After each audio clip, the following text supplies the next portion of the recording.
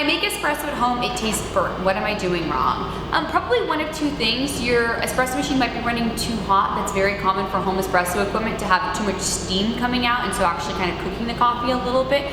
So that's why a lot of times we do a long purge on home machines. If you have an espresso machine, purge or flush that group head until the steam stops. It's kind of one way that you can do it, and then brew your coffee. And you also just may be extracting it too long. So, look at kind of your time and your volume. To me, coffee or espresso, coffee is kind of like the trinity. It's a combination of dose, time, and grind, and the very relationship between the three of those. And so you're kind of constantly balancing how much coffee am I using, how much coffee am I getting out, and how long is it taking for that extraction to happen.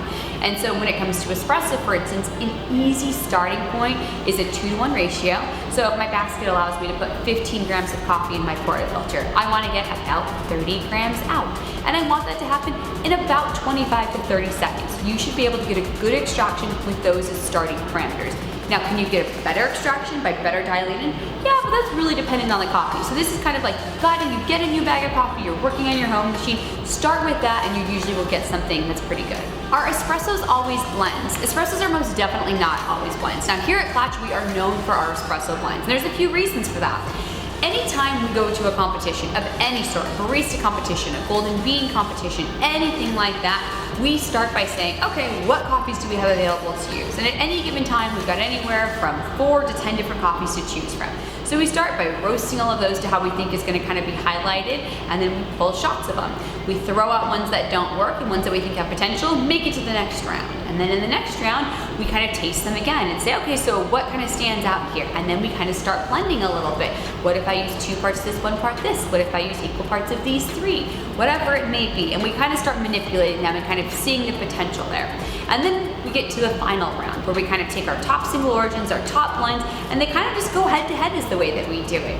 And for us, blends almost always win out being kind of the most complex, the most delicious, having the most flavor to them. I guess that ties in with complexity.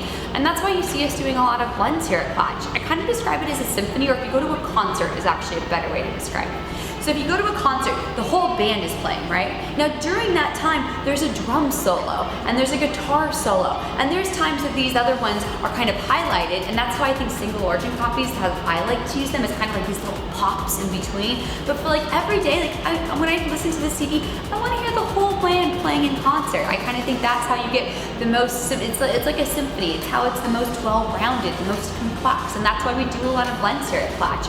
But we don't assume blends are always going to win out. Every time we develop something, we start with baseline. What do we have? Let's taste them all, and then it's just kind of a competition to see where we think wins out.